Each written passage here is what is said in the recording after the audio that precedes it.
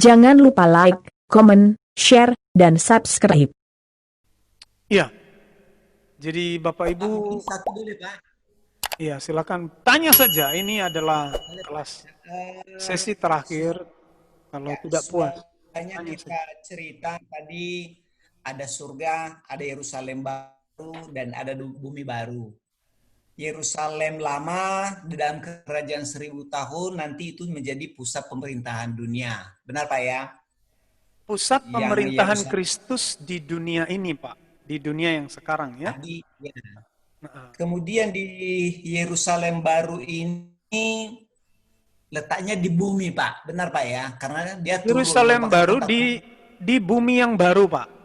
Tafsirannya. ya di bumi yang di Iya, bumi yang baru. ya di bumi yang baru. Tetapi dalam pikiran saya ialah bahwa kita tinggal di surga, bukan di Yerusalem yang baru. Atau gimana Pak?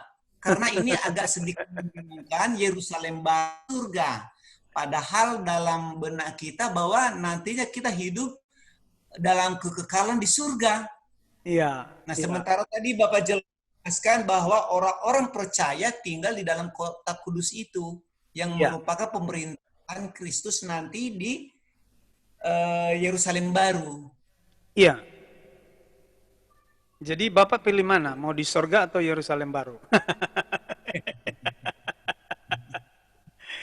Jadi Pak, sorga itu makanya tadi saya menjelaskan di awal untuk membedakan 3 tempat yang disebutkan dalam kitab Wahyu ini menghasilkan berbagai macam penafsiran. Jadi saya pernah gambarkan kepada Bapak Ibu, ya. Saya masih ingat. Jadi ada orang yang merasa menafsirkan begini Pak, ini adalah surga, oke? Ini surga ini seperti cakrawala besarnya. Dan surga itu adalah sesuatu yang abstrak ya. Tidak seperti bumi ada tanahnya, begitu ya. Lalu di dalam surga ini ada bumi yang baru. Ada bumi yang baru. Ya. Di dalam surga itu ada bumi yang baru. Kemudian di atas bumi yang baru itu ada Yerusalem baru. Nah, ini ada yang menafsirkan seperti ini, Pak. Nah, ada juga yang menafsirkannya terpisah. Ini adalah sorga, kemudian ini adalah Yerusalem baru, kota, kemudian ini adalah bumi yang baru. Nah, tafsiran ini sebagai konsekuensinya, orang yang tinggal di Yerusalem baru punya akses ke sini, ke bumi yang baru. Tapi orang yang dari bumi yang baru tidak punya akses ke Yerusalem baru.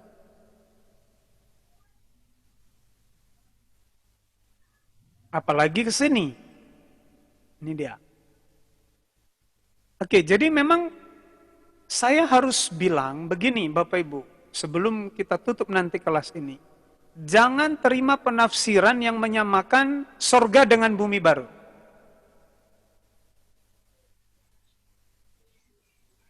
Oke? Jadi kita tidak setuju bahwa bumi baru itu adalah sorga yang dijanjikan itu, bukan. Berbeda. Jadi bumi baru disediakan untuk manusia yang akan hidup dalam keadaan baru. Sedangkan saudara dan saya ditetapkan alamat tinggalnya di Yerusalem baru, di kota Yerusalem.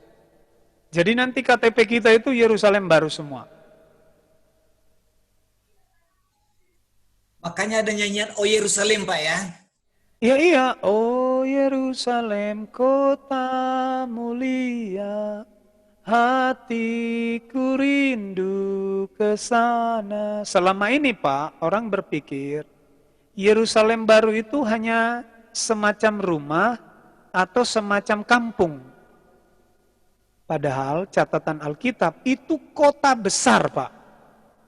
Itu bukan main-main besarnya, nanti kita akan lihat.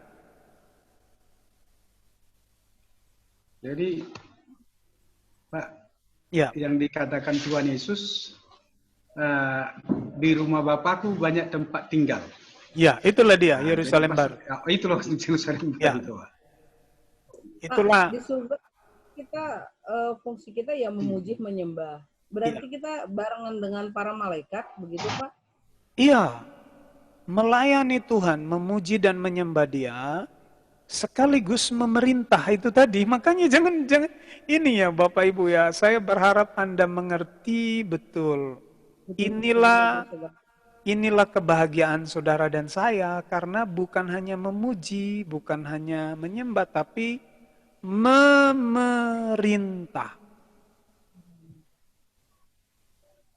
Jadi gini Pak, orang di mimbar selalu mengingatkan umat Tuhan soal masuk surga saja.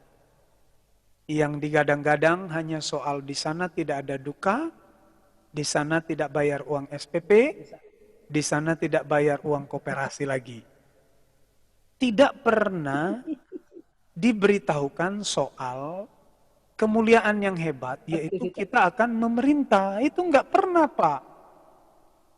Jadi seolah-olah di surga nanti kita yang dilayani, bukan saudara diakennya. Jadi gini. Coba ya, Bapak Ibu, ini yang saya mau, stigmanya harus dirubah. Stigmanya dirubah. Selama ini sebagian besar orang Kristen berpikir dia masuk surga, dia akan dilayani para malaikat. Ya, lucu bukan? Anda yang akan jadi asyirnya, yang jadi diakennya, yang jadi pelayannya kita di sana, dan itu kehormatan Bapak Ibu. Oh, jangankan di sana, sebentar Pak, saya potong dulu. Jangankan di sana, di dunia sekarang ini aja Bapak Ibu itu sudah berkorban waktu, berkorban uang, berkorban tenaga, kemudian ikut melayani, bersusah-susah, harus mempersiapkan diri, mempersiapkan tempat, belum lagi kena evaluasi. Tapi saya mau tanya, belum lagi kena evaluasi dari pemimpin, kena marah kadang-kadang. Saya mau tanya, Bapak Ibu senang apa enggak?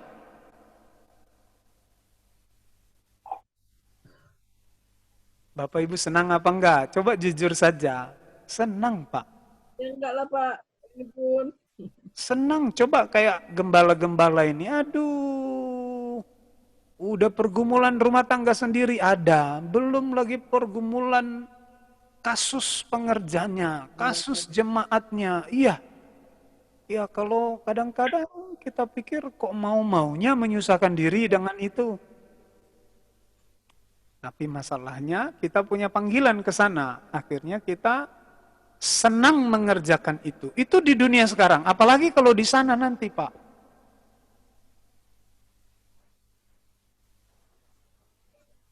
Oke, Bapak Ibu coba-coba rubah wawasan kita tentang surga. Jadi surga itu bukan sekedar tempat tinggal di mana Bapak Ibu nanti tidak ada penderitaan, tidak ada kesusahan. Kemudian saudara tidak ada air mata, dan stigmanya bahwa kita yang akan dilayani itu stigma yang salah. Jadi kita yang akan melayani.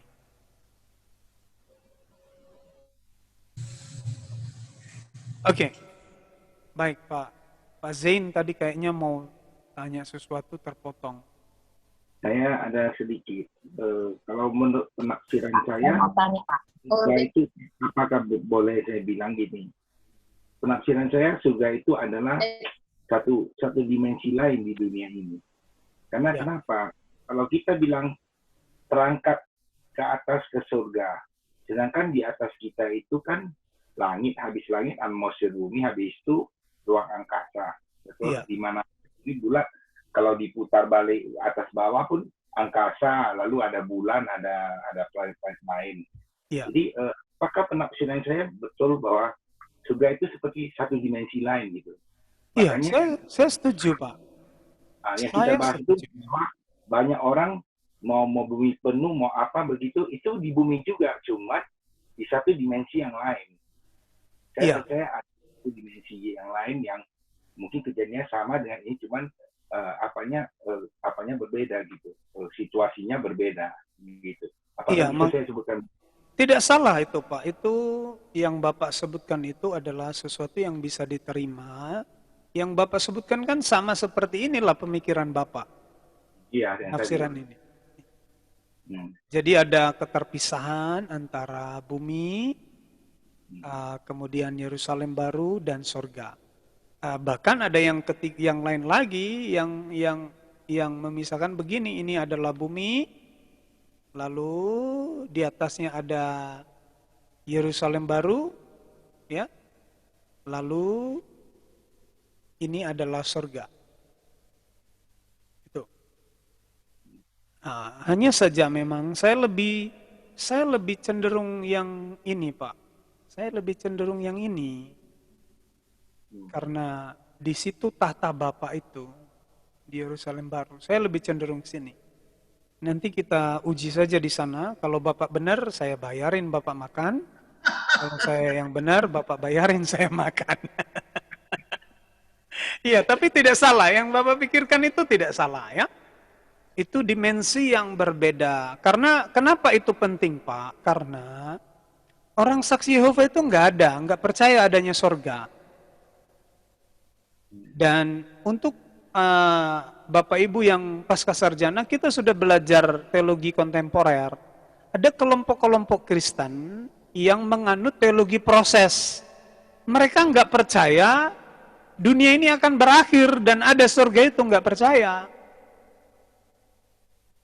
Nah, jadi orang-orang itu nggak percaya surga itu ya di bumi ini. Inilah hidup kita seterusnya di bumi ini.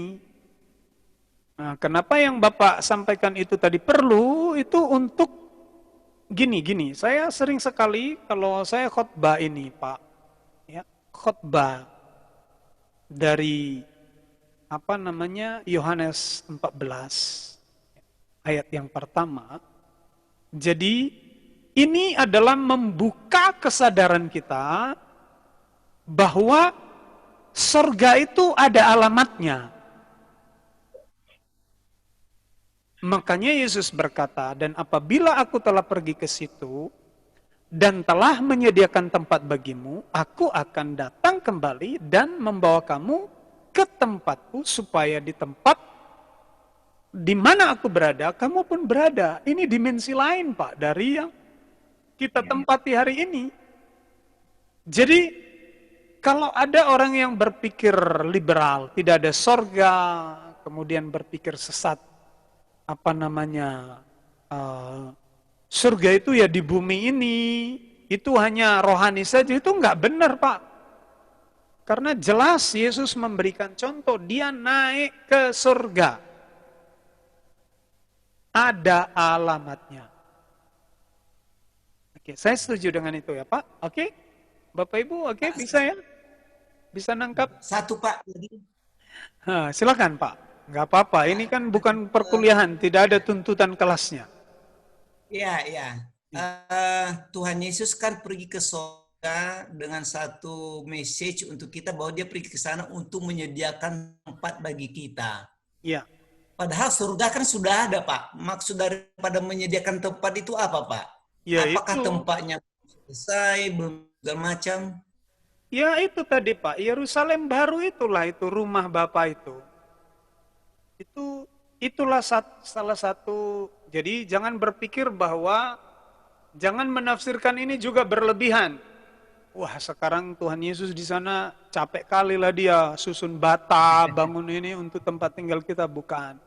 Itu harus dilihat secara maknawi, bahwa ada penyambutan Pak, penyambutan ya, di mana Tuhan akan menjemput kita dan membawa kita ke sana.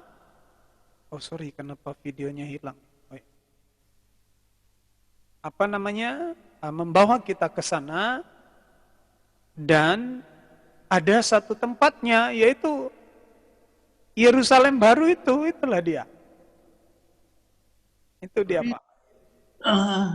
Kalau saya lihat ini Pak, Iya. di bumi yang baru itu pun suasananya adalah suasana surgawi. Jadi yang Ya. Bapak gambarkan tadi, bumi yang baru, di dalamnya ada Yerusalem yang baru, dan secara keseluruhan adalah langit yang baru atau surga yang baru.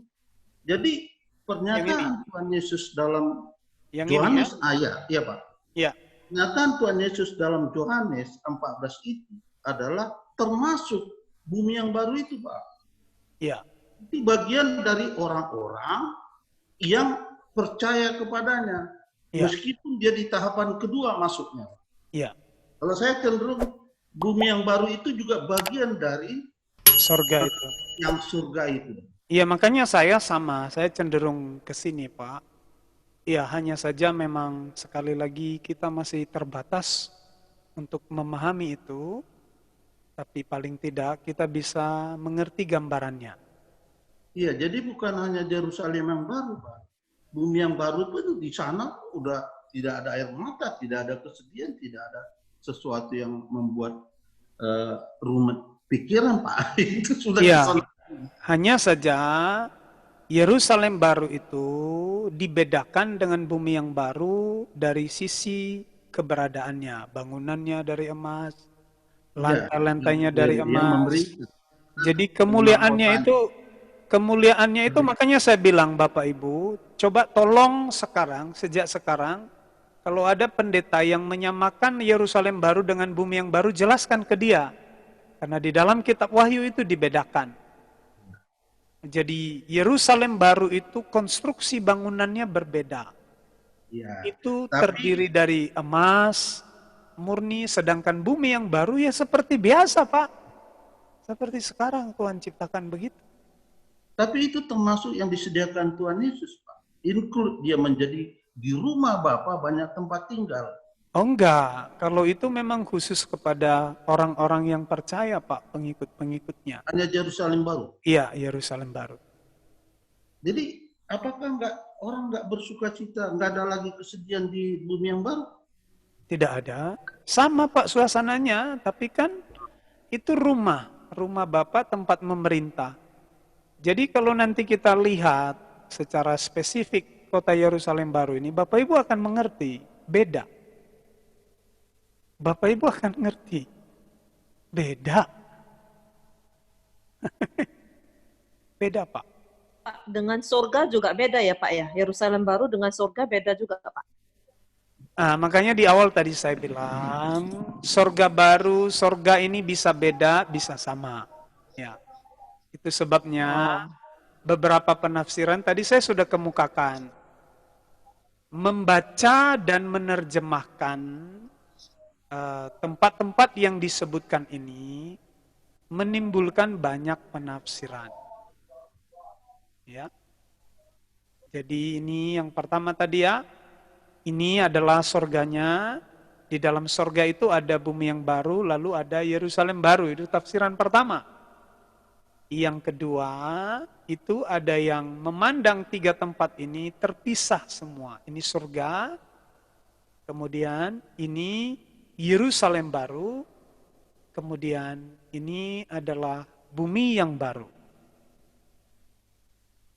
Nah, ini ada juga yang yang memandang seperti ini. Ya, ada juga yang melihat itu, ini adalah surga baru, kemudian ada Yerusalem baru, kemudian ada bumi yang baru. Nah, saya lebih condong ke sini, kenapa? Kenapa? Karena kota itu turun dari sorga.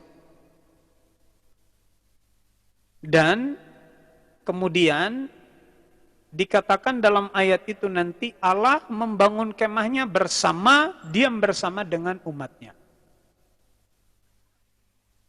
Nah itu. Walaupun ini juga sebenarnya ini juga bisa diterima. Hanya saja kalau ini terjadi, di sana nanti bangsa-bangsa yang ada di bumi yang baru akan membawa persembahan mereka. Ini akan membawa persembahan ini ke Yerusalem baru. Sorry, ini bukan begini ya. Maksudnya ini tadi yang ketiga itu, mohon maaf ya. Yang ini adalah bumi baru, sorry. Aduh, salah. Jadi maksudnya ini ya, Bapak Ibu fokus ke sini saja ya. Yang ini salah ini, yang ini salah ya. Jadi ada yang melihat itu tiga tempat ini begini. Ini adalah Yerusalem baru ada di bumi yang baru, ini sorga. Sorga baru. Jadi perhatikan, saudara punya akses ke sini, bisa akses ke sini, tapi orang yang ada di sini tidak punya akses ke sini, tapi dia punya akses ke Yerusalem baru untuk membawa persembahan. Bisa dimengerti? Bisa paham Bapak Ibu? Bisa ya? Nah, jadi kenapa ini? Karena nanti dijelaskan di sana mereka membawa persembahan, kemudian daun-daun itu menjadi obat bagi mereka. Daun-daun pohon kehidupan.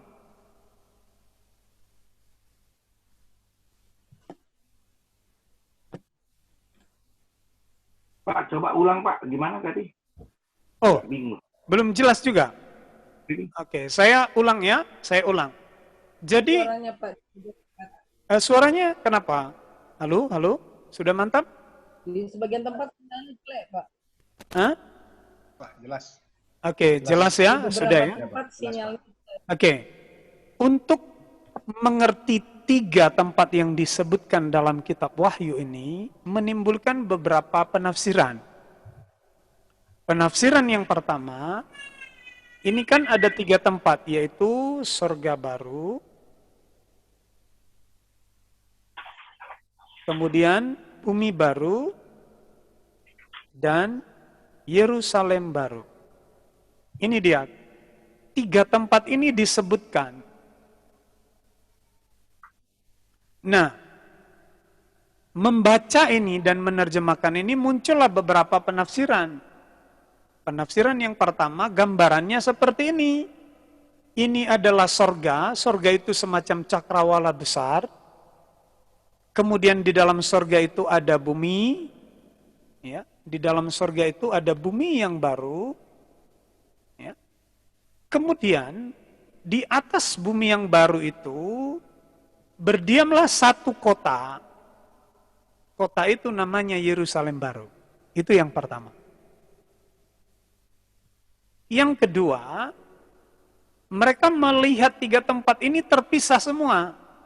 Ini adalah sorga, kemudian ini adalah kota Yerusalem baru, dan ini adalah bumi yang baru. Oke? Yang ketiga ada yang berpandangan ini adalah sorga, ini adalah bumi yang baru, dan di atas bumi yang baru itu ada kota Yerusalem baru. Oke, ini kan belum pernah Bapak Ibu bahas ini. Nggak pernah didiskusikan sebelumnya. Nah, saya itu lebih cenderung ke sini. Ya, lebih cenderungnya ke sini. Kenapa? Karena pertimbangan saya adalah bahwa bangsa-bangsa itu akan membawa persembahan. Yang kedua, mereka juga akan menikmati efek daripada daun-daun pohon kehidupan yang ada di kota Yerusalem baru. Jadi pohon kehidupan itu nanti ada di dalam kota itu. Karena gini Pak, walaupun kota Yerusalem baru ini ada di atas bumi itu, tapi Bapak Ibu harus tahu asal muasalnya beda. Jadi kota Yerusalem baru itu turun dia beda asalnya. Nah, pohon-pohon kehidupan itu ada di kota Yerusalem barunya. Oke. Nah, kemudian kalau yang ini Pak, memang pertimbangannya adalah kalau yang ini berarti orang yang ada di Yerusalem baru punya akses ke sini, ke bumi yang baru, punya akses juga ke surga baru, tapi orang yang yang di bumi baru tidak punya akses ke sini dan tidak punya akses ke sini. Itu makanya saya tidak setuju gambar ini. Nah, tapi ini agak unik, yaitu orang Yerusalem baru bisa ke bumi yang baru, orang dari bumi yang baru bisa membawa persembahan ke Yerusalem baru, hanya saja orang dari bumi yang baru tidak bisa ke sini, tapi orang yang dari sini bisa ke sini, karena dia dalam tubuh kemuliaan. Kalau saya Pak, alasannya sedikit tambahan dari Bapak. Ya. Ini kan gambaran tabernakel juga. Jadi bumi yang baru itu adalah seolah-olah pelataran. Kemudian Yerusalem baru itu adalah Bait Kudus. Ya. Terus tempat kudus. Baru Ruang Maha Kudus.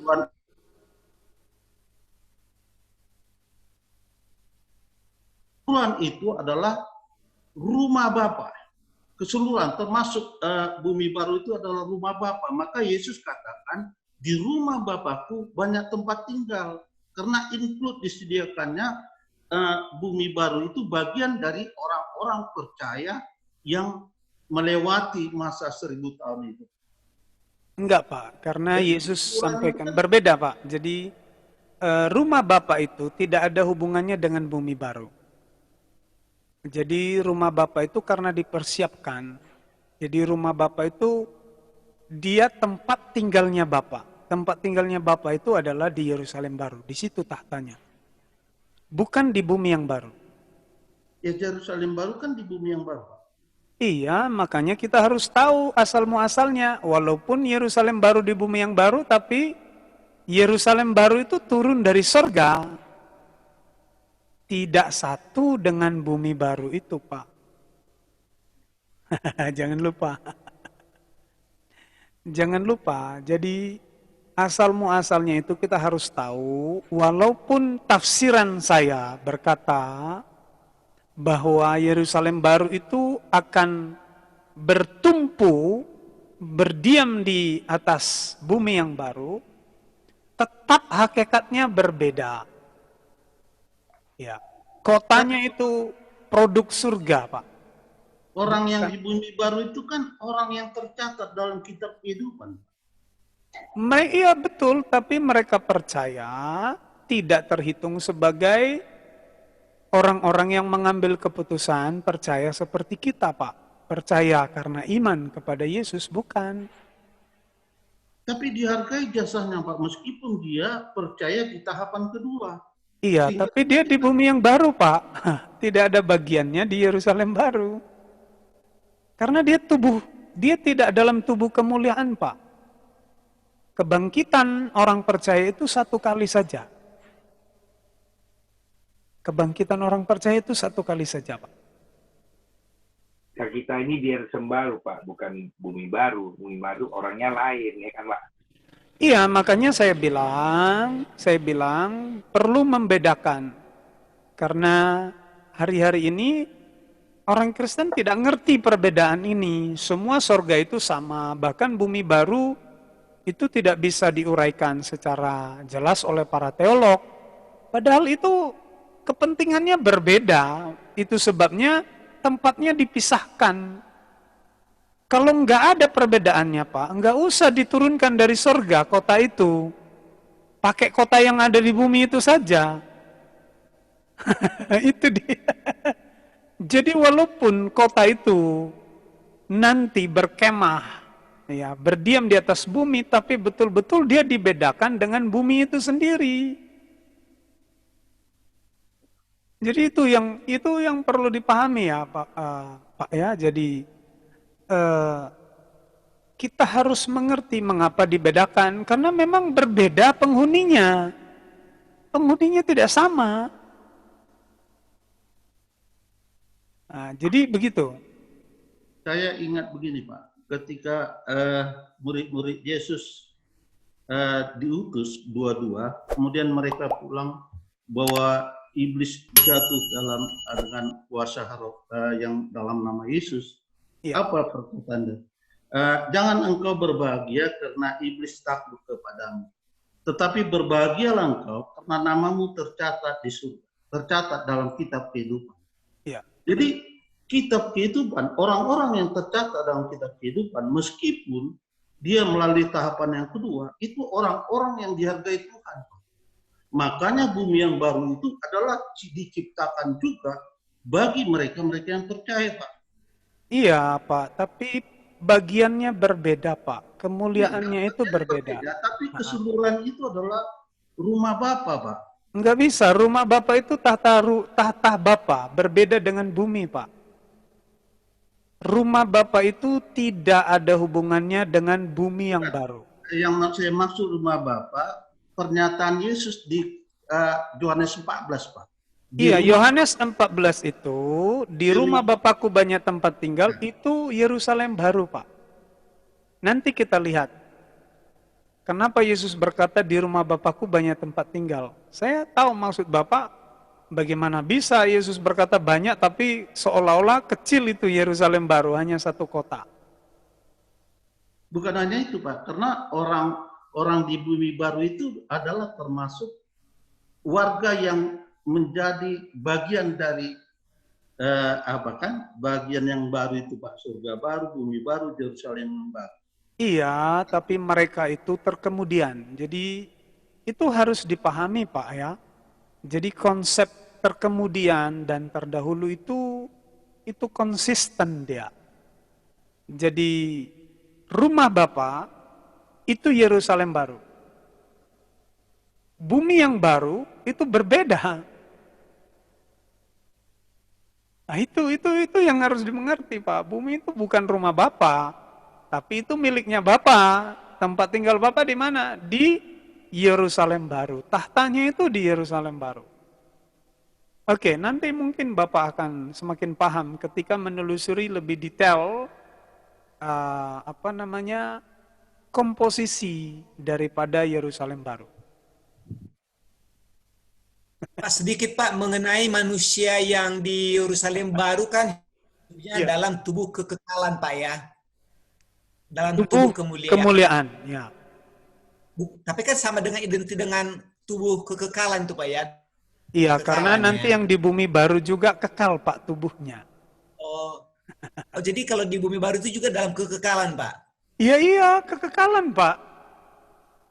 Sebenarnya, jadi gini sederhananya, Bapak Ibu, kalau kita tidak bisa memahami kok bisa kekal tubuh manusia yang ada di bumi yang baru, kita beracuan saja ketika Tuhan menciptakan Adam dan Hawa. Di bumi juga, sama kan? Di bumi ketika ya diciptakan Adam dan Hawa, kalau mereka tidak jatuh dalam dosa, kekal, Pak.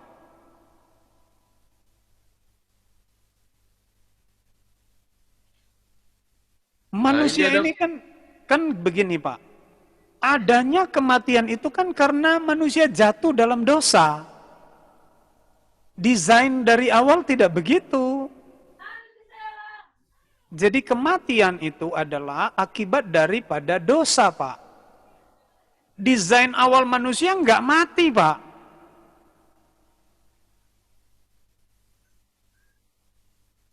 Pak, kalau desain Allah terhadap manusia tidak mati, maka sebenarnya justru berbahaya, Pak. Karena misalnya malaikat begitu mereka jatuh kan tidak bisa diperbaiki lagi. Karena mereka diciptakan dalam kekekalan. Iya, justru tapi diciptakan dalam keadaan tidak kekal gitu. Betul, Pak. Jadi bahan dasarnya itu kita berbeda dengan malaikat. Karena manusia itu ada unsur tanahnya. Dibentuk dari tanah. Kalau malaikat kan bukan dari tanah bentuknya, Pak. Sama saja itu, Tuhan yang punya kuasa, Tuhan yang atur. Jadi kematian itu mulai ada sejak manusia jatuh dalam dosa. Kalau manusia tidak jatuh dalam dosa, tak ada kematian, Pak.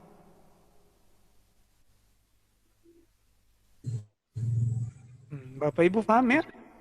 Ini ada pertanyaan sedikit, Pak. Banyak, banyak boleh Pak. Jadi gini, sebentar saya potong. Kalau Bapak Ibu meragukan kok bisa nanti di bumi yang baru itu tubuh insani tapi tidak mati. Sekarang coba aja Bapak ingat baca hidupnya manusia di zaman Adam. Itu usianya 1000 tahun Pak. Bapak juga bisa berpikir kok bisa gitu loh. Sedangkan sekarang ini saja orang yang sudah 120 tahun udah minta-minta mati karena lemahnya tubuhnya. Jadi kita bisa bayangkan kok bisa gitu loh manusia bisa bertahan sampai 900 tahun, tidak masuk akal kan? Kalau kita pikir secara akal kita. Tapi karena pengendalinya Tuhan ya, itu Pak, itu dia. Jadi coba bayangkan maksud saya Bapak Ibu, teologi yang dihadirkan oleh kitab Wahyu itu sangat terkait erat dengan teologi yang ada dalam kitab Kejadian, terutama sebelum ada dosa. Karena begini, saya pernah jelaskan kepada Bapak Ibu sebentar ya. Saya pernah jelaskan di kelas ya, kalau kita baca Alkitab, maka kalau kita baca Alkitab Bapak Ibu, digambarkan seperti garis lurus, ini adalah PL, dan ini adalah PB, perhatikan, ini adalah kitab Kejadian, kemudian ini adalah kitab Wahyu. Nah perhatikan Pak, muatannya, komposisi ayatnya ya. Jadi Kejadian pasal 1 sampai pasal 2 itu posisinya sama dengan Wahyu 21 sampai 22. Karena kenapa? Setelah Kejadian pasal 1 inilah mulai manusia mati, merosot. Karena pasal 3 itu Adam dan Hawa jatuh dalam dosa. Di sini dimulai dengan dosa, ya, mulai dengan dosa. Di sini berakhir dosanya, nggak ada lagi. Nah, jadi begitu cara mendekatinya supaya kita tidak berhalusinasi. Jadi ada dasar pembandingnya. Bagaimana cara menggambarkan bumi yang baru itu? Ya lihatlah. Lihat bumi sebelum jatuh dalam dosa, Pak.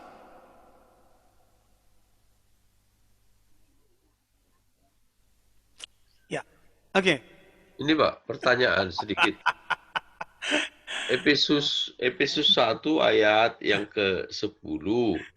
Iya, silakan Pak Efesus. Sebagai apa persiapan kegenapan waktu untuk mempersatukan di dalam Kristus sebagai kepala segala sesuatu, baik yang ada di sorga maupun yang ada di bumi.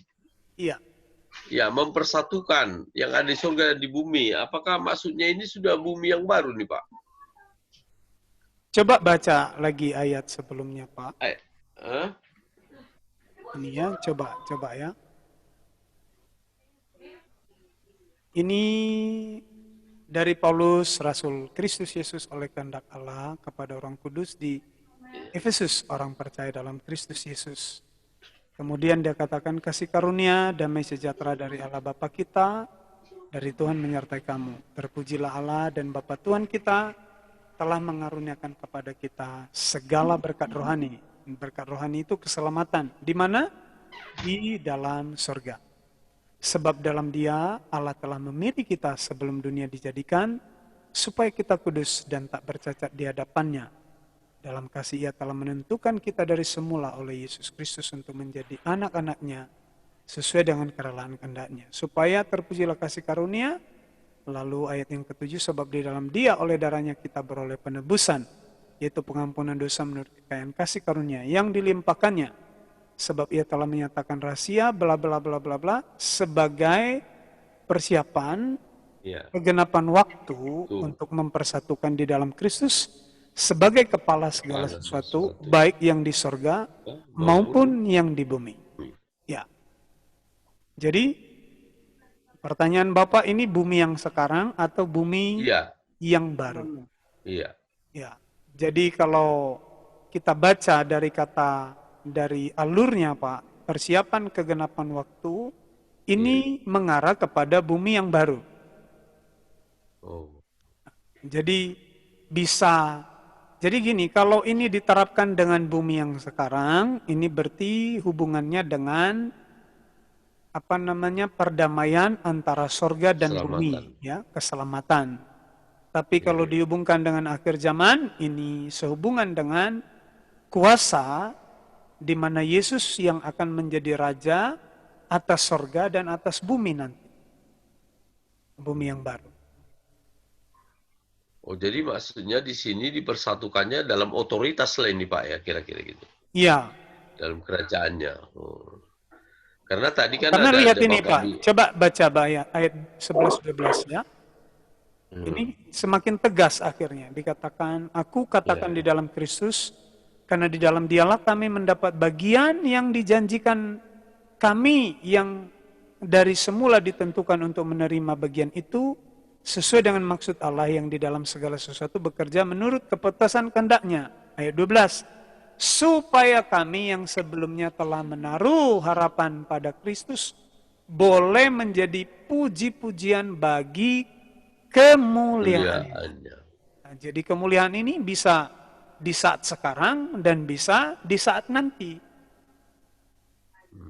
Ya. Oke, haleluya. Saya kira Bapak Ibu betul-betul nggak bisa tidur malam ini memikirkan berita baru yang saya sampaikan ini. Jadi saya harus lanjutkan ya.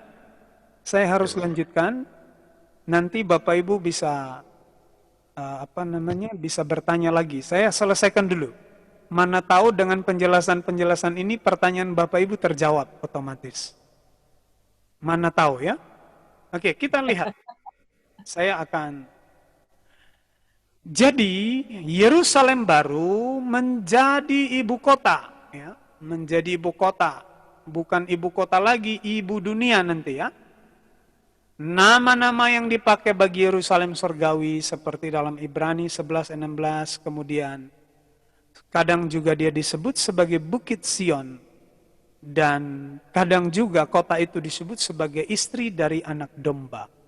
Jadi Allah berdiam bersama manusia ini adalah aktualisasi nyata dari keberadaan Sang Immanuel itu. Jadi Immanuel itu ada bersama dengan kita sungguhnya nanti di Yerusalem baru.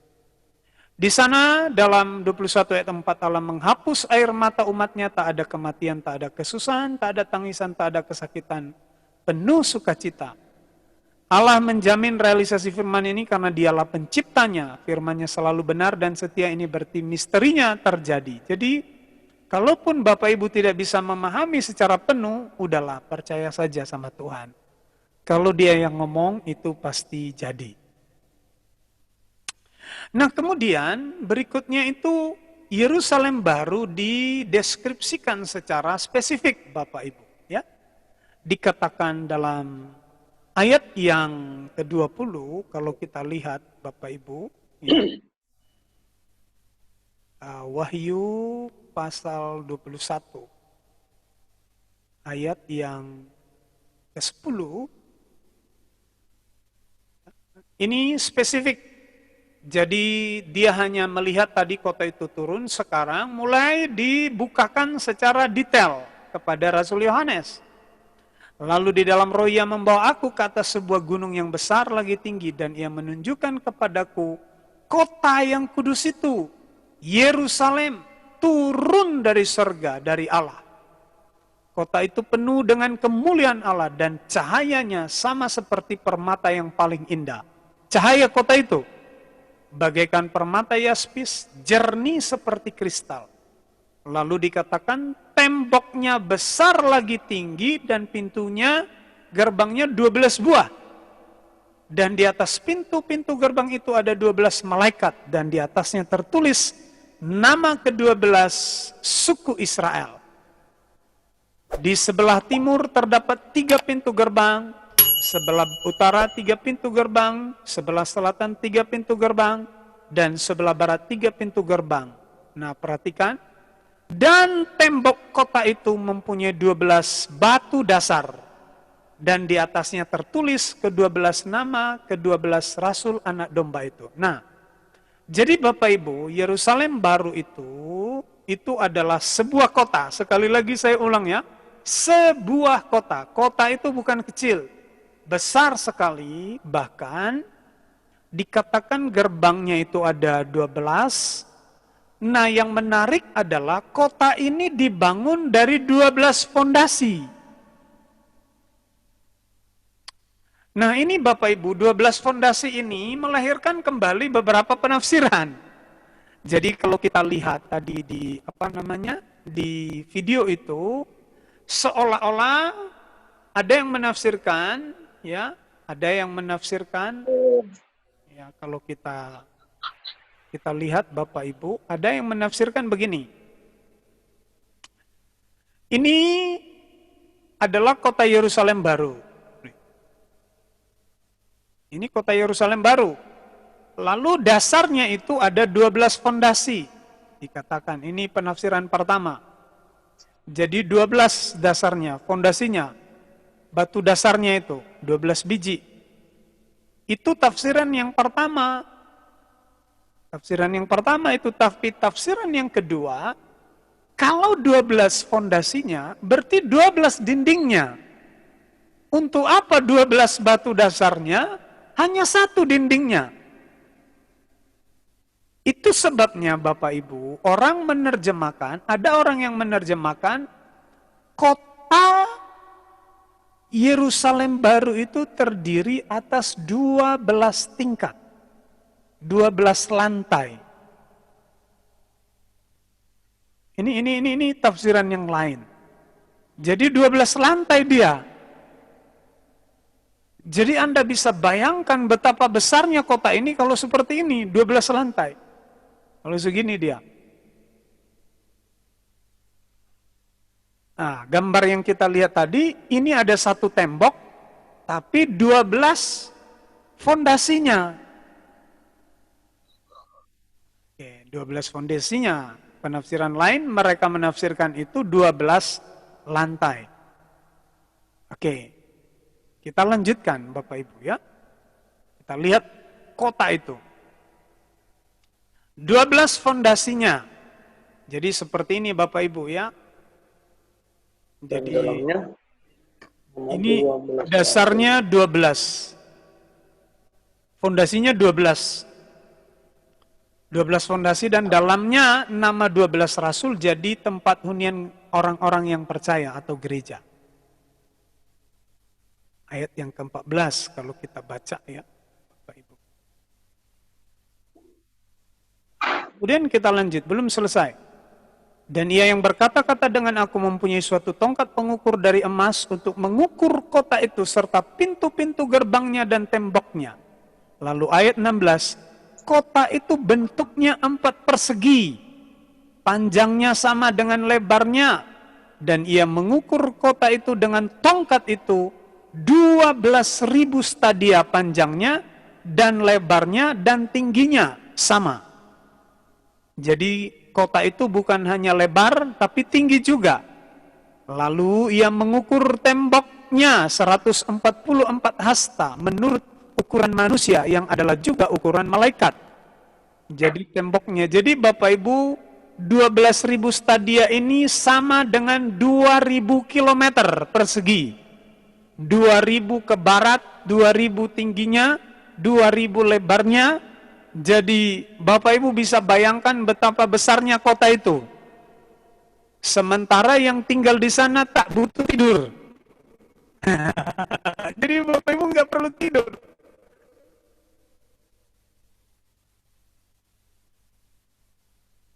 Aduh, saya lihat Bapak Ibu nggak percaya. Kalau nggak percaya nggak apa-apa. Pokoknya tubuh kemuliaan itu tak perlu tidur, makanya miliaran manusia muat di Yerusalem baru itu. Jadi Bapak Ibu, kadangkala saya tidak percaya dengan pendeta-pendeta yang terlalu terlalu berlebihan membayangkan surga. Nanti di sana ada coupling, ada bukan begitulah, karena kita sudah tidak begitu lagi nanti ininya. Jadi lihat Bapak Ibu ya, berbentuk bujur sangkar karena panjang, lebar dan tingginya sama seperti ini ya. Ukurannya 1200 stadia, kira-kira 2000 km ke segala penjuru. Dengan daerah hunian 3 juta kilometer persegi. Bapak Ibu coba bayangkan, huniannya itu 3 juta kilometer. Mungkin seluas Amerika Serikat. Belum lagi tingginya, 2000 km. Dan semuanya berupa kota yang indah. Wow. Jadi Bapak Ibu kalau kita ukur dengan peta sekarang, maka kota Yerusalem itu kurang lebih besarnya seperti ini. Kalau dihubungkan dengan Timur Tengah, kurang lebih begitulah ininya, besarannya. Kalau diukur dengan peta Timur Tengah. Kalau diukur dengan bumi sekarang, seginilah luasnya. Ya. Nah, ini tadi gambaran-gambarannya, ya, gambaran-gambarannya.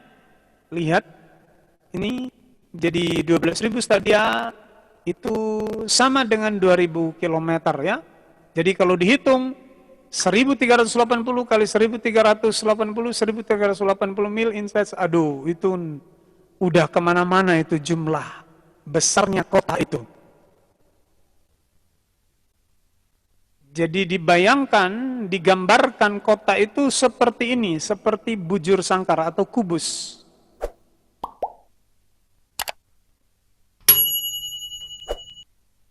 Oke. Bapak Ibu jangan bilang ini ditafsirkan secara rohani. Ini ukuran manusia. Yang sama dengan ukuran malaikat. Jadi, berapa daya tahannya itu, daya tampungnya miliaran manusia kota ini. Ya ini ya, kurang lebih bentuknya Yerusalem baru itu. Kota emas murni lebih menunjukkan kepada kemuliaan daripada kegelapan. Warnanya indah, sebanyak 12 warna tetapi bisa dikelompokkan menjadi 4 warna tajam yaitu biru, hijau, merah, kuning. Tiap fondasi satu pertama, bla bla bla bla. Ya, kemudian gerbangnya 12 mutiara, jalannya emas murni dan transparan. Semuanya dijadikan baru penuh dengan kemuliaan dan kesucian. Lalu dikatakan tidak ada bait Allah karena Allah dan anak domba hadir di Yerusalem baru. Seluruh kota adalah tempat kediaman Allah. Makanya saya bilang tadi Pak, rumah Bapak itu, ya Yerusalem baru itu bukan bumi yang baru. Ya. Tak perlu bangunan khusus dan terpisah karena hadirat Allah ada di tengah-tengah umatnya. Tak perlu lampu, listrik, lilin, atau terang apa saja karena kemuliaan Allah dan terang dunia. Anak domba menerangi seluruh kota. Orang-orang percaya non-gereja yang banyak dan memenuhi dunia baru dan surga baru membawa hormat, pujian, upeti ke Yerusalem baru, tempat berdiamnya orang percaya. Jadi orang percaya tetap mendapat tempat istimewa, seperti mempelai perempuan sampai kepada keabadian. Jadi paling tidak Bapak Ibu ini memberitahu kita perbedaan nyata antara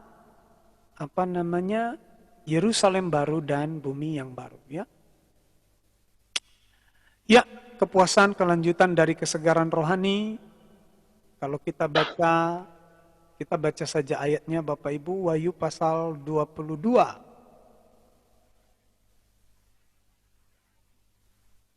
Lalu ia menunjukkan kepadaku sungai air kehidupan yang jernih bagaikan kristal dan mengalir keluar dari tata Allah dan tata anak domba. Lalu di tengah-tengah jalan kota itu berarti Yerusalem baru, yaitu di seberang menyeberang sungai itu ada pohon-pohon kehidupan yang berbuah 12 kali tiap-tiap bulan sekali. Dan daun pohon itu dipakai untuk menyembuhkan bangsa-bangsa. Maka tidak akan ada lagi laknat tata Allah dan tata anak domba akan ada di dalamnya, dan hamba-hambanya akan beribadah kepadanya. Perhatikan Bapak Ibu Saudara, ini ada perbedaan antara hamba-hambanya dan bangsa-bangsa.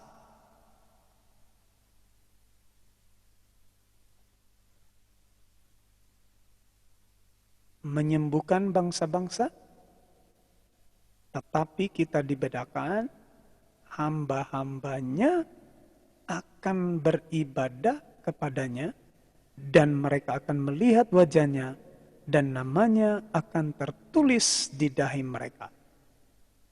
Malam tidak akan ada lagi di sana. Tidak ada lagi malam, Pak. Namanya saja kekekalan. Tidak perlu kalender lagi. Dan mereka tidak memerlukan cahaya lampu dan cahaya matahari.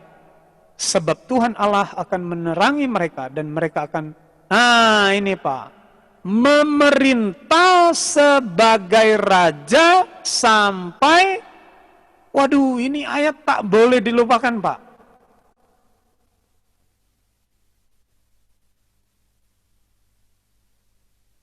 Ya, kalau Bapak Ibu enggak percaya, terserah, saya sih percaya. Aku akan memerintah sebagai raja sampai selama-lamanya. Oke.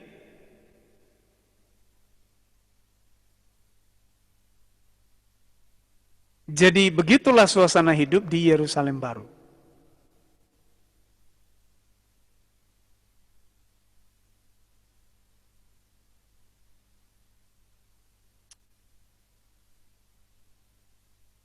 Aduh, ini pelajaran tambah bikin stres Bapak Ibu ya.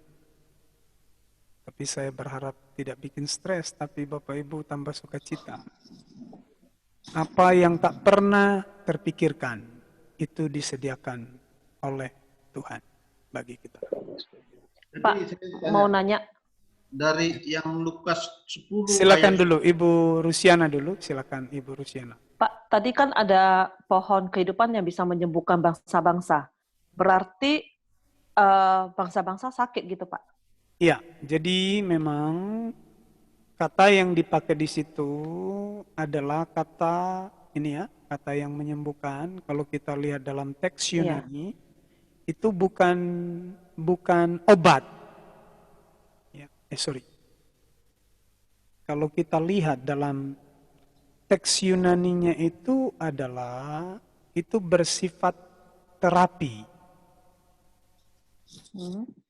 Jadi lihat ya, jadi dalam ayat yang kedua untuk menyembuhkan bangsa-bangsa, jadi kata Yunaninya itu adalah ini.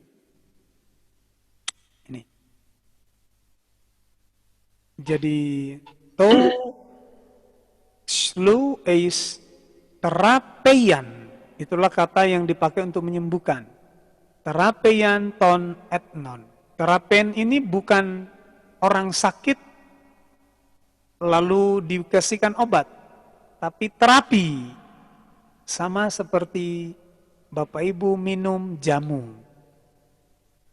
Saudara minum jamu bukan untuk sembuh, ya, tapi saudara minum jamu untuk sehat. Kecuali kalau amlodipin itu untuk sembuh karena ada masalah tekanan darah. Nah, kalau ini sifatnya jamu ya, bukan orang sakit. Percaya deh, tidak ada rumah sakit di sana. Tidak ada, klinik pun tak ada. Dokter pun tidak diperlukan lagi. Dan jadi tidak ada penyakit lagi kan, Pak? Udahlah, percaya yang dibilang Tuhan. Tak ada penyakit. Menyembuhkan di situ bersifat terapi. Ya, terapi itu ya, maksudnya terapi itu ya sama saja kalau Bapak Ibu minum jamu ya, minum bandrek, itu kan bukan obat itu sesuatu yang bersifat terapi bagi tubuh kita. Oke, baru Pak ada satu lagi. Jadi sebentar. Jadi itulah salah satu acuan indikator perbedaan manusia di bumi yang baru dengan orang-orang percaya yang ada di Yerusalem baru. Karena kita dibedakan, saudara disebut hamba-hambanya. Oke, iya, gimana? Ya Pak, tadi saya lihat PowerPoint Bapak yang di Wahyu 21 ayat 1a, kan di Iya. sana Bapak tuliskan surga yang baru dan langit yang baru. Iya. Sedangkan saya baca di Alkitab ini dikatakan, lalu aku melihat langit yang baru. Berarti langit itu sama dengan surga gitu Pak? Iya, jadi sebenarnya langit itu kenapa ada ide sorga baru? Karena langit di situ menggunakan kata Ouranos. Jadi Ouranos itu ada dua maknanya. Ada bisa langit, sky, tapi bisa juga surga, heaven. Jadi itu sebabnya secara teologis itu bukan langit, bukan cakrawala. Karena tidak perlu lagi cakrawala di situ. Jadi sebagian besar itu menerjemahkannya, menafsirkannya sebagai sorga, bukan sky tapi heaven. Oke Pak. Ya. Oke, Pak. Ya. Thank you Pak. Ya, gimana Pak Hercules? Saya kaitkan dengan Lukas 10 ayat 20 Pak. Ya. Dengan Wahyu 20 ayat 15. Lukas pasal 10 ayat 20. Ayat 20.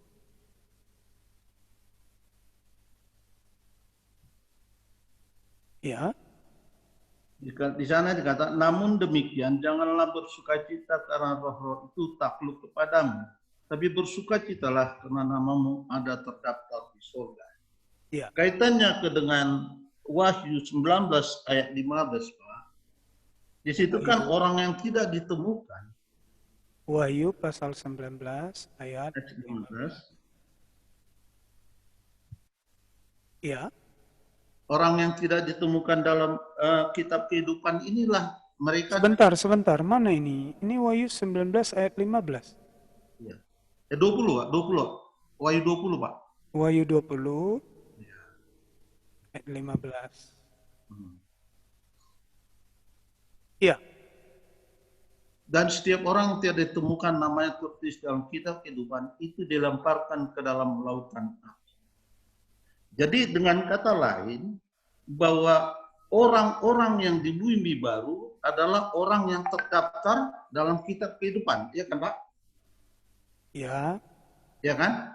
Ya. Berarti itu adalah orang yang dihargai juga kan? Yang sama dengan artinya dia kan disediakan bumi yang baru bagi mereka, Pak. Iya betul Pak, yang Bapak bilang itu betul, sama, tapi perhatikan Pak, itu mereka-mereka itu terkemudian. Yang Bapak bilang itu sama, jadi buku kehidupan ini kan buku pengadilan terakhir. Sementara kita-kita yang percaya Yesus yang sudah diangkat duluan, sudah berbagi mahkota di pengadilan Kristus. Jadi kitab kehidupan itu dibuka Pak, bukan bicara soal upah, tapi bicara soal tempatnya, kemana dia akan pergi. Itu dibukakan, tapi hubungan dengan upah itu terjadi di pengadilan Kristus. Di sini tidak ada upah Pak dibicarakan. Yang dibicarakan di sini adalah alamat tinggalnya di mana. Nah, kenapa kita dibedakan dengan orang-orang yang baru percaya di kerajaan 1000 tahun? Karena mereka tidak menikmati pengadilan Kristus, Pak. Kita sudah terangkat duluan, terjadi perkawinan anak domba, di sana diberikan upah kita, sedangkan di dalam pasal 20 ini adalah penentuan tempatnya. Jadi bukan tidak soal ada upahnya. Dengan yang Yohanes 14 itu Pak, bahwa itu adalah disediakan Allah juga, disediakan Tuhan Yesus atau menjadi bagian dari rumah Bapa. Kan konteksnya dalam. Bukan Pak, jadi Yesus sedang berbicara kepada para murid dan orang-orang yang percaya kepada dia di saat hari ini. Sampai nanti orang percaya itu diangkat, itu sudah tidak sama lagi Pak. Udah berbeda case-nya. Udah berbeda Pak. Makanya cara penyelamatan mereka itu berbeda. Termasuk 144.000 itu kan cara penyelamatannya bukan dibukakan penginjilan ke mereka, bukan, diselamatkan Tuhan atas kehendak Tuhan sendiri. Jadi tetap beda, Pak. Jadi kalau Bapak mengacu kepada Wahyu 20 ayat 15 ini bukan soal upah, Pak.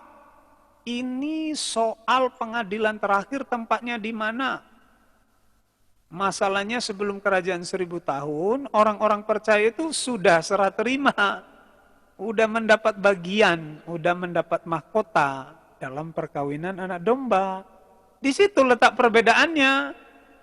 Kebahagiaannya kan di situ. Makanya diingatkan dalam Matius itu. Yang terdahulu akan menjadi terkemudian, terkemudian akan menjadi terdahulu. Ini sindiran. Sindiran kepada orang-orang Israel yang akhirnya mereka terhitung sebagai kelompok yang terkemudian.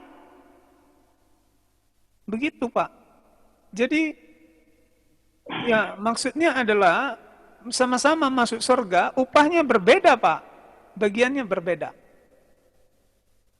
Nah, gitu dia. Nah, makanya tadi kan dijelaskan dalam Wahyu pasal 22, tempat di mana Allah berdiam itu di Yerusalem baru, Pak, jelas. Di kota itu. Nah, lalu Bapak bilang, loh kan kota Yerusalem baru juga ada di bumi yang baru. Betul, tapi kan Yerusalem baru itu tidak satu asal dengan bumi yang baru. Dia khusus kotanya itu turun sak tanah-tanahnya. Turun dari surga. Terbuat dari emas. Begitu, Pak. Jadi mungkin bukan tanah tapi emas semua, Pak. Loh, gimana caranya hidup di sana? Iya, karena yang tinggal di sana tak butuh makanan. Tak perlu makanan. Jadi iya, jadi gitu simpel ya, Pak.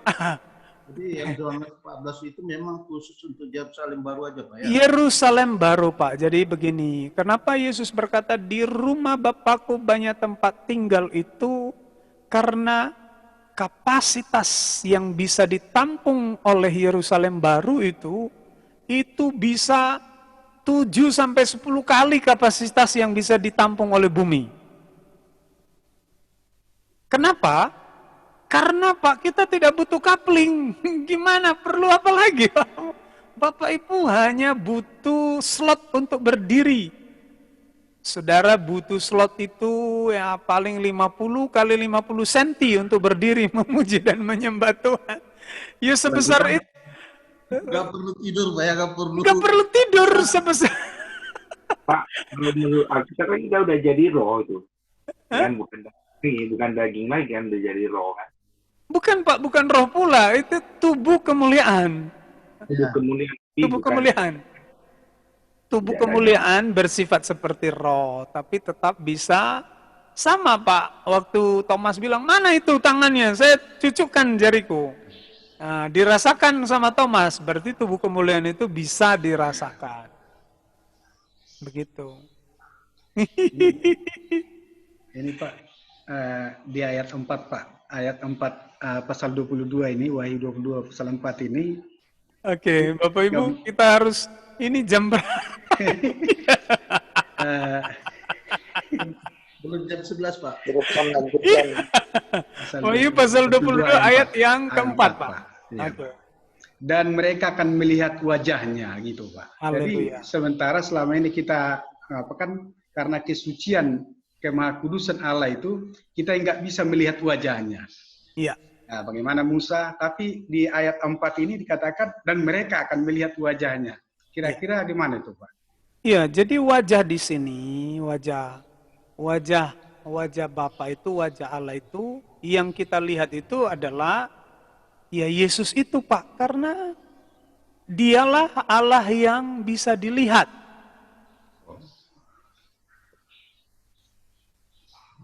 Jadi Yesus itulah yang kita lihat, Pak. Gimana caranya? Karena keberadaan Allah itu dinyatakan dalam bentuk terang matahari, Pak. Jadi karena dia tak bisa dilihat, dia mewujudkan dirinya untuk bisa dilihat, yaitu dalam Yesus. Ya, bisa paham, Pak? Bisa, Pak. Bisa, Pak. Ya, jadi itu dia. Oke, baik. Haleluya. Ya, saya lihat kemungkinan besar ada beberapa orang yang tertidur ini. Karena waktunya sudah, ini jam berapa ini sekarang, Bapak Ibu? Jam 11, Pak. Jam 11, jadi kita sudah lewat sekali. Saya berharap Bapak Ibu bisa diberkati dengan ini, walaupun tidak semua pertanyaan Bapak Ibu sempurna terjawab. Karena kalau sempurna, Bapak Ibu bisa nyembah saya nanti. Jadi, tapi paling tidak, seperti Alkitab ceritakan, bayang-bayangnya kita bisa lihat. Jadi kita bisa rasakan bayang-bayangnya. Ya. Jadi Rasul Yohanes saja hanya bisa melihat dalam bentuk penglihatan. Ya. Dia juga masih menantikan kenyataan dari apa yang dia lihat itu. Nah, Bapak Ibu, kiranya ini jadi bacaan yang mengangkat hati kita, membuat kita bersuka cita, dan saudara bisa bacakan bagi orang lain yang sedang hidupnya tergerogoti oleh karena keadaan ekonomi. Ya, saya yang lalu khotbah saya sampaikan, tidak usah kecewa karena hancurnya keuangan kita, hancurnya usaha kita, karena hidupmu itu sudah lebih dari yang kamu cita-citakan itu. Jadi Bapak Ibu bersyukur, Bapak Ibu terdaftar namanya bukan karena baik kudusnya kita, tapi karena kasih karunia Tuhan. Saya kira itu saja Bapak Ibu, kita akhiri pertemuan kita malam ini, dan ini adalah sesi terakhir Bapak Ibu. Jadi tidak ada salahnya kalau kita nyanyikan ya lagu Oh Yerusalem ya.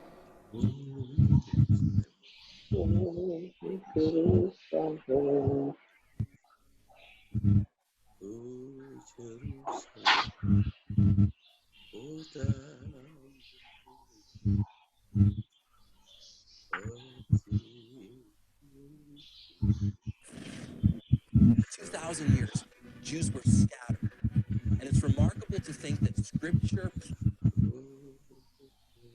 Okay.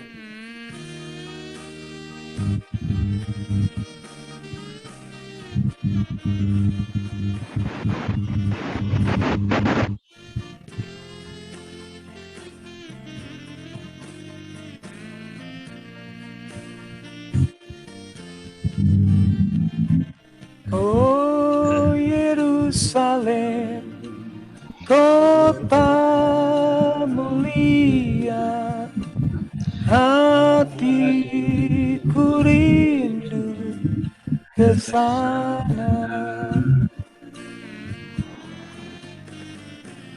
Oh Yerusalem, kota mulia, hatiku rindu ke sana. Tak lama lagi Tuhanku datanglah, bawa saya masuk sana. Tak lama lagi Tuhanku datanglah, bawa saya masuk sana.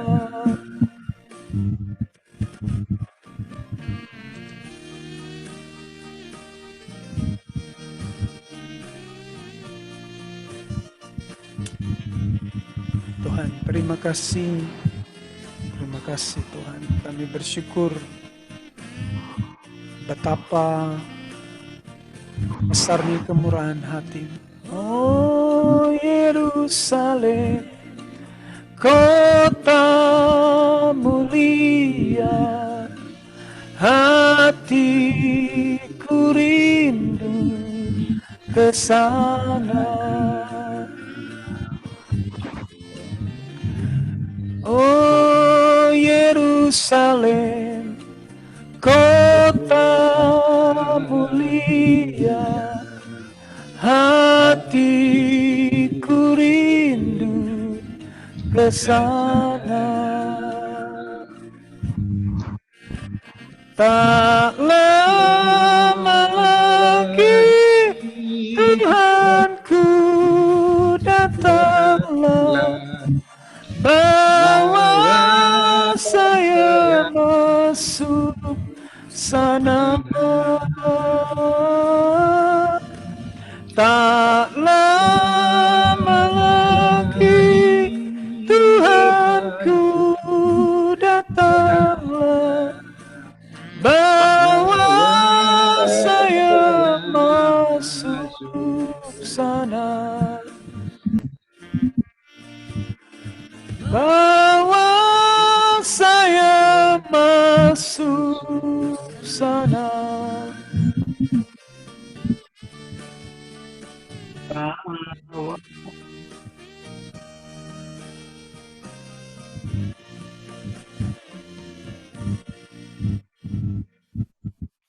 Mari kita berdoa. Tuhan, kami malam ini semakin disadarkan bahwa sungguh kasih-Mu, kemurahan-Mu tidak bisa dinilai dengan apapun juga. Sungguh sangat besar bagi setiap kami. Kalau kami boleh belajar memandang masa depan kami dari kacamata kitab Wahyu, maka Tuhan, sungguh hati kami bersyukur kepadamu dari keberadaan kami yang tidak layak, tidak pantas, penuh dengan kelemahan, kadang-kadang menyakiti hati Tuhan. Tetapi kami diberikan kesempatan mulia boleh tinggal bersama dengan Engkau kelak di Yerusalem baru. Tuhan, terima kasih janji-Mu ini kami terima dengan amin. Kami percaya bahwa sebagaimana sebelum langit dan bumi tercipta Engkau mengadakannya, maka kami percaya juga bahwa perkataan-perkataan firman ini adalah ya dan amin, benar adanya, menjadi penantian yang pasti hidup kami, bahwa tempat tinggal sejati kami bukan di bumi ini, tapi di Yerusalem baru yang telah Engkau sediakan, penuh dengan kemuliaan dan penuh dengan kedamaian. Tuhan, terima kasih untuk hamba-hamba-Mu yang boleh setia belajar. Tuhan, biarlah kebenaran ini boleh masuk dalam hidup kami, menguasai seluruh hidup kami, mengendalikan kami dalam melayani-Mu, dan mengendalikan kami dalam bagaimana kami harus hidup. Tuhan, terima kasih untuk semuanya. Kami berdoa menyerahkan keluarga besar kami, pelayanan kami, pekerjaan usaha, apapun yang kami kerjakan, kiranya ada dalam campur tangan Tuhan. Kami akhiri kelas ini dengan penuh ucapan syukur dalam satu nama, nama Yesus yang agung, penebus dosa kami, yang percaya bersama dengan saya katakan, amin. Amin. Oke, Bapak Ibu, Saudara, Tuhan memberkati, shalom. Di Pak, terima kasih banyak Pak. Pelajaran berikut silakan request, nanti kita akan susun bahannya. Makasih Pak, makasih. Oke, Tuhan berkati. Amin Pak, amin. Terima kasih banyak Pak.